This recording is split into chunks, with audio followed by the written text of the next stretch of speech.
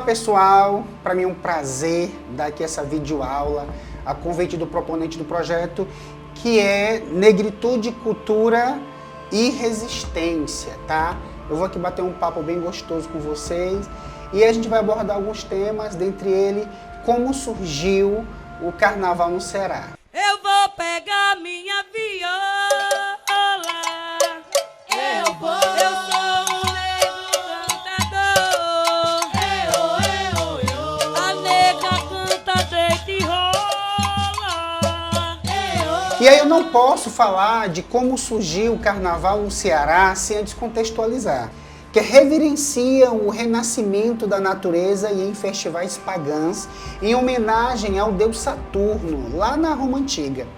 Nos países católicos, gente, a festa passou a ser identificada como um intervalo de relativa liberdade antes do período de Quaresma, marcado por orações e abstinência de carne. O termo teria derivado da expressão do latim carne levarium, que significa, gente, se abster da carne. E aí surgem esses primeiros resquícios e traços de como o carnaval se desenha para chegar no que estamos hoje. E aí se tem essas festas. E aí se tem essas festas a esses deuses, de início ao deus Saturno, aonde as pessoas que o adoravam festejavam de forma bastante peculiar, e esses festejos foi reverberando pela história e chega a ser os primeiros moldes de como surgiu e como acontecia os carnavais antigamente na sua origem, né? E aí, com o passar dessa acentuação desse carnaval primitivo, surge esse carnaval mais com requisitos religiosos para fortalecer algumas tradições católicas, e ele é muito forte na Quaresma, onde as pessoas praticavam o jejum como uma forma de adoração para que essa festa se tornasse tudo que se tornou. E ao longo da história ela veio passando por diversas transformações, por diversas situações atípicas, diversas formas de festejar, até finalmente chegarmos ao carnaval que temos hoje. Um carnaval bastante plural e bastante eclético nas suas variações de gostos, costumes e tradições. E aí eu vou debater com vocês um pouquinho mais como surge essa origem do carnaval no Brasil. Cheguei, meu povo, cheguei pra vaquear. Cheguei, meu povo, cheguei pra vaquear. Sou eu, a nação estrela. Gente, como surge o carnaval no Brasil, né? Vamos falar um pouco da sua origem. No século XVII, na forma de intrudo português, o nome era dado a uma série de brincadeiras. Originalmente, o intrudo era de grandes bonecos que desfilavam nas ruas nos dias de carnavais. Já no século XIX, o intrudo começou a ser identificado como uma festa violenta, já que era baseada no lançamento de líquidos, como urina, ovos, farinha, areia, etc. E aí, para a gente poder debater mais como foi essa questão do intrudo no Brasil. Ela vem com essas tradições de bonecos gigantes, feito por uma gama da sociedade brasileira de origem portuguesa. Os portugueses trazem esses bonecos gigantes. E aí, gente, no século XIX, como vocês viram aqui no slide, acontece uma marginalização do intrudo no Brasil. Ele é visto como um carnaval perigoso, porque as pessoas da época acabam utilizando de urina, ovos, farinha, lama, para trocar essa brincadeira com os foliões. A elite da época, incomodada com esse estilo de carnaval, que era muito diferente do carnaval tradicional que eles traziam para o Brasil, os portugueses traziam aquele tipo de carnaval para o Brasil, incomodado com essa adaptação das classes mais pobres, de um carnaval mais popular, mais pé no chão, eles marginalizam esse tipo de carnaval e ele é proibido. Em um determinado período da história, esse tipo de carnaval é proibido no nosso país e as pessoas não podem se manifestar ou fazer qualquer tipo de festa que se assemelhasse às questões desse mela-mela, que inclusive hoje nós conhecemos com muita força, que é o famoso mela-mela, que a gente brinca com goma, com pó colorido. Naquela época, eles brincavam com lama, ovos, farinha. E aí a elite, reforçando mais uma vez, incomodada com essa popularização desse carnaval, das pequenas classes, das classes mais pobres, proibiram por um grande período de tempo essas manifestações carnavalescas. E aí o tempo passa para finalmente nós chegarmos como surge o carnaval aqui no Ceará.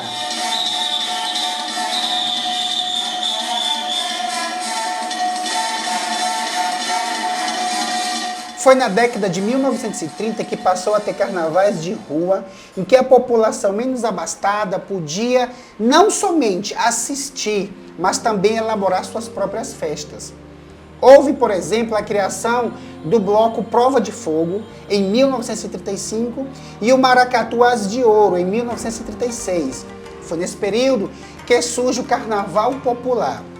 Até então, os eventos eram iniciativas das classes mais abastadas em nossas cidades provincianas. A festa ganha contorno popular com a participação do povo, que vai dividir o palco com as classes dominantes. E aí a classe dominante, que predominava o carnaval elitizado da época, fica altamente incomodada com a criação desses blocos populares e do primeiro maracatu aqui do Ceará, que é o As de Ouro. E aí eu quero mandar minha saudação ao Maracatu As de Ouro, que tem um trabalho belíssimo no estado do Ceará. E é importante dizer que ele foi fundado em 1936. E aí surge também o bloco A Prova de Fogo. E o carnaval do Ceará começa a ir para as ruas, sai dos muros das elites, das classes mais ricas da grande capital de Fortaleza, e começa a se tornar um carnaval popular. É óbvio que toda mudança traz estranheza e traz uma resistência, principalmente quando esse carnaval ele vem das classes mais populares. E as pessoas mais pobres do estado, da capital Fortaleza, sentiam a necessidade de se organizar, de festejar, de brincar, que era um direito de todos, que deveria, por tudo, ser um direito de todos, né?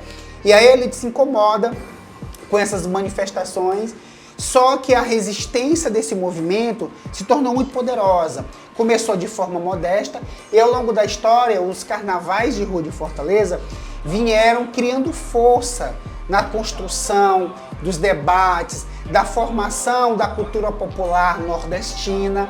Isso que está muito enraizado, principalmente nas classes periféricas, nas classes onde se situa os moradores dos interiores do estado do Ceará. Então essas agremiações, essas tradições mais enraizadas do povo mais humilde, cria força, e cria força a tal ponto de se tornar um carnaval criativo, independente, forte e, acima de tudo, com identidade. Eu quero enfatizar a importância dessas lutas, tendo em vista que foi dessas lutas que surge o primeiro bloco de maracatu de Fortaleza, né, que é o As de Ouro. A luta do Maracatu As de Ouro foi tão forte na época, em 1936, que ao passar do tempo surgiu outros maracatus fortalecendo essa luta pelo carnaval de rua em Fortaleza. Após o As de Ouro, vem o Reis de Paus, Vozes da África, Nação Baobá, Rei Zumbi, Nação Iracema, Kizomba e Nação Fortaleza. Esses blocos criaram força, trazendo a cara do carnaval de rua para Fortaleza. A importância desses maracatus reverbera no interior do estado, porque eles têm apresentações em diversas cidades do interior do estado e essas apresentações acabam fomentando a cultura dessa cultura que é o maracatu, dessa proliferação dessa cultura raiz que não pode ser de forma alguma extinguida ou minimizada, porque a criação desses maracatus foi através de muita luta e de muitas conquistas. E aí vem, claro e evidente, a grande luta. O que é o maracatu cearense? O maracatu cearense, gente, é a mais tradicional dança dramática de origem afro-brasileira presente na cultura do povo cearense, mostrando um ritmo dolente e compassado, configurando um cortejo de rua formado por baliza, porta-estandartes, índios brasileiros e nativos africanos, negras, baianas, colombinas e diversos outros personagens que compõem esse elenco, que compõem esse cortejo lindíssimo do maracatu cearense. E aí a gente pergunta onde surge, onde surge o maracatu? E aí nesse contexto nós compreendemos quais os maracatus que existem no Ceará, o que constitui o maracatu, o que é o maracatu, né? E aí vem nosso terceiro ponto de discussão, onde surge o maracatu, como surge o maracatu? Gente, o maracatu surgiu em meados do século XVII, no estado de Pernambuco, durante um período em que as pessoas negras ainda eram escravizadas. Gente, é um movimento da cultura popular que envolve música, dança e história, além de figurinos extravagantes que remetem à cultura africana, indígena e portuguesa. Ele surge em todo esse parâmetro, em toda essa conjuntura, na época que os negros ainda eram escravizados. Né? Ele nasce com muita identidade cultural, com muita identidade, originalidade de uma raça e de um povo. Engraçado que exatamente no século XVII, que foi o ano da sua criação, a cultura africana, a cultura negra de Pernambuco, ela era muito latente, ela era muito pulsante. E mesmo nesse período, os negros sendo escravizados, ele surge nessa conjuntura de opressão, de senzala, de escravidão e reverbera até hoje como uma cultura popular brasileira, nordestina, de raiz dessas pessoas que simbolizam, acima de tudo, todo o processo histórico, político, cultural, social e filosófico que foi construído nos últimos séculos. E eu não poderia deixar de contextualizar esse processo de carnaval sem falar da nossa cidade, da minha cidade, Baturité, que é berço de muita cultura, já foi referência para o Estado e vem se tornando nos últimos anos referência também dessa cultura popular, tradicional, de carnaval de rua, mais uma vez protagonizando os carnavais do estado do Ceará.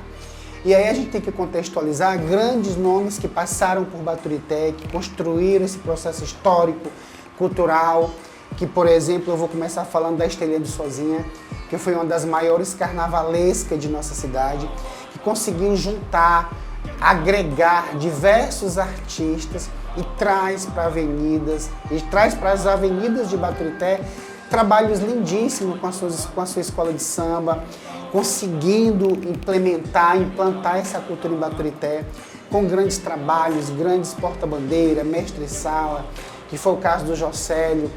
E aí a Estela teve vários artistas que ajudaram a construir esse sonho, como o Edmilson Salles, o Paulo George, o Roberinho, a afinada Glauber e Michele, dois travestis da época, que foram brutalmente assassinados. Trago esse contexto para entender a importância que a Estelinha do Sozinha, já naquela época, tinha para o carnaval. Posteriormente a Estelinha, nessa questão de escola de samba, vem o Roberinho, um dos grandes baluartes das percussões, da composição das músicas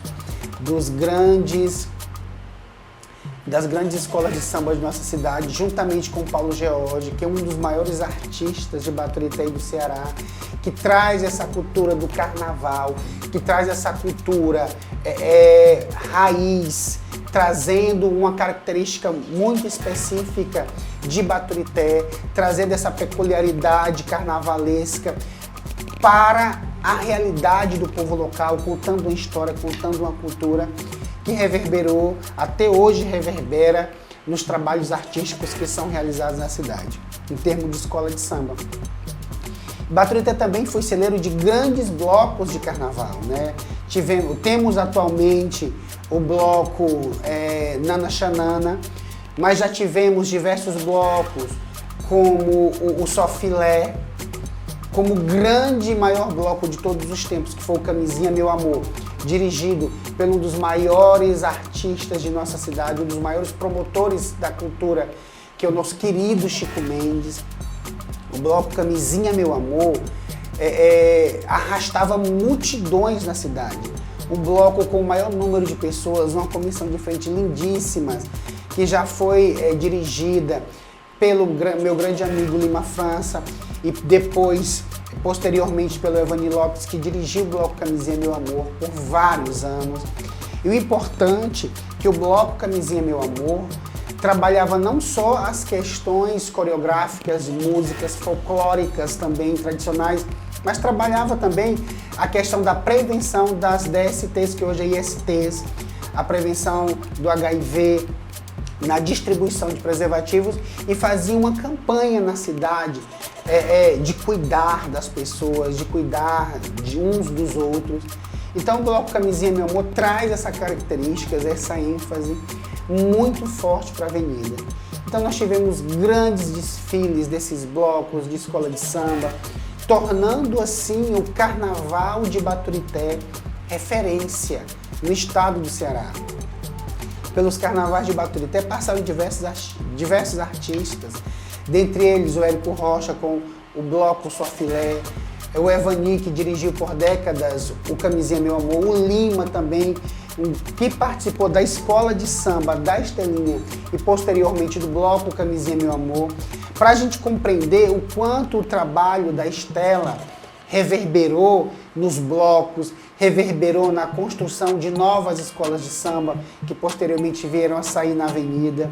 O trabalho do Camisinha Meu Amor, do bloco Camisinha Meu Amor, reverberou na cidade e ajudou na construção cultural e social de vários artistas, fomentou com que esses vários artistas criassem diversos grupos, não só no campo da dança, mas também no campo das artes cênicas, no campo das danças folclóricas popular, da criação de ritmos contemporâneos.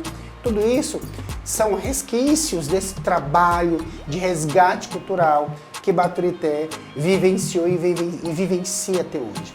E eu não poderia deixar de contextualizar e falar nesse momento sem a grande relevância que a cultura de Baturité vem contribuindo para o processo histórico de nossa cidade e do estado do Ceará, é claro. Ao longo da história, os negros sempre foram perseguidos, violentados, discriminados, usurpados dos seus direitos, e no carnaval não seria diferente, né? Por muitas décadas, os negros foram proibidos de participar desses festejos, foram proibidos de manifestar de forma peculiar, trazendo a tradição do seu povo, da sua raiz, criar um carnaval com a sua identidade, trazer um pouco das raízes culturais do povo negro para o carnaval brasileiro. E aí vem o surgimento do primeiro bloco negro no Brasil. O primeiro bloco negro no Brasil foi o Ilê Aie, ou Ilê, né? O primeiro bloco afro-brasileiro se consolidou como uma das expressões culturais do Carnaval de Salvador.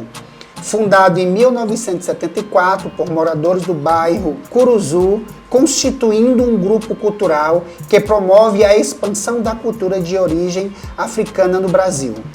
A expressão significa, em língua iorubá, mundo negro ou casa de negro ou ainda casa da terra. E aí esse bloco cria uma identidade cultural, uma identidade afro, resgatando as raízes tradicionais do seu povo e trazendo isso para a rua. Traz isso para apresentar para a população através de um trabalho de pesquisa, através de um trabalho de conquista de espaço, porque até então não existia nenhum bloco no país registrado que trouxesse essas características tão predominantes, tão fortes e tão fixadas para a rua. Por incrível que pareça, causa estranhas na população, apesar disso ter acontecido na Bahia. As pessoas não tinham o hábito e o costume de ver um bloco tão característico, resgatando culturas tradicionais, culturas raízes que foram passadas de pais para filho, de neto para pai, passado de geração por geração, e eram sucumbidos por um preconceito e por uma elite casta da época que não permitia que esse tipo de cultura pudesse ser acentuada em um carnaval de rua. O grupo passou por diversos conflitos, mas resistiu. Até hoje existe esse grupo, apresenta para a comunidade um trabalho belíssimo, um trabalho de bastante relevância e que precisa ser divulgado para que as pessoas possam conhecer essa origem, possam conhecer essa luta, porque o bloco traz para a avenida não apenas a questão do carnaval, mas traz uma mensagem de luta, traz uma mensagem de resistência, traz uma mensagem de demarcação de espaço, do direito do povo negro no nosso país, e até hoje é muito característico do bloco. Trazer essa questão de identidade, essa questão das lutas de classe, a questão da expansão, da valorização do negro no nosso país e, acima de tudo, das garantias de direitos e de conquistas desse povo. E eu quero ressaltar a importância dessas lutas, a importância da implantação dessa cultura do carnaval, não só no Brasil, através do entrodo, mas também dos maracatus e dos blocos em Fortaleza, mas também do bloco de resistência negra na Bahia, para o que nós temos hoje. Precisou se traçar um percurso que nem sempre foi fácil, um percurso de luta, um percurso de conquista, para que hoje nós possamos ter o carnaval que temos hoje. Precisou, no século XIX, o entrodo ser proibido, que era uma festa popular linda, e onde as pessoas iriam para as ruas e se identificavam. A questão também da beleza dos blocos de maracatu, que hoje, graças a essa iniciativa do Agioro, existem diversos blocos de maracatu em Fortaleza. Graças às manifestações culturais, o bloco da Bahia, esse bloco de resistência negra, pôde se desenhar e se configurar esse carnaval que é plural, que é diverso, que resgata as raízes de várias tradições que vem sendo sucumbida por uma cultura que muitas vezes acaba se sobressaindo dessa cultura raiz, que vem sendo apagada pelos meios que nós estamos, né? E eu quero enfatizar a importância da valorização dos blocos de maracatu, da valorização dos grupos de maracatu, dos blocos carnavalescos, das marchinhas, que acontecem hoje com muito mais força em todo o interior do estado e do Nordeste. Os grupos pequenos que acabam desenvolvendo um trabalho social, não só no período do carnaval, mas vem desenvolvendo um trabalho de consistência, um trabalho de resistência cultural, para que essa cultura possa permanecer. E é importante que essa cultura ela seja reverberada, ela seja passada de pai para filho. E aí eu trago para vocês um pouco dessa cultura hereditária. Essa cultura hereditária que ela é importante para que as culturas mais tradicionais, que as culturas mais interioranas possam ser transmitidas de pai para filho, de filho para neto. Porque eu tenho uma preocupação muito grande com o fazer cultural. Não só o fazer cultural carnavalesco, tradicional, mas o fazer cultural na sua essência. Por que eu falo muito dessa essência, dessa resistência? Muitas pessoas tiveram que pagar um preço alto, que lutar, que demarcar espaço, que conquistar território, para hoje nós podermos ter o carnaval que nós temos, os carnavais tradicionais, os carnavais luxuosos, as escolas de samba, os lindos maracatus do Ceará. Então, muita trajetória foi se caminhada para que isso chegasse aqui e nós não podemos permitir que essas tradições possam se perder com o tempo na história. E aí eu enfatizo esse trabalho de formação, de construção, de palestras, de debates, de valorização dessa cultura que muitas vezes fica sucumbindo e oprimindo por falta de apoio, por falta de recurso, por falta de incentivo, por falta de conhecimento para poder estruturar os trabalhos.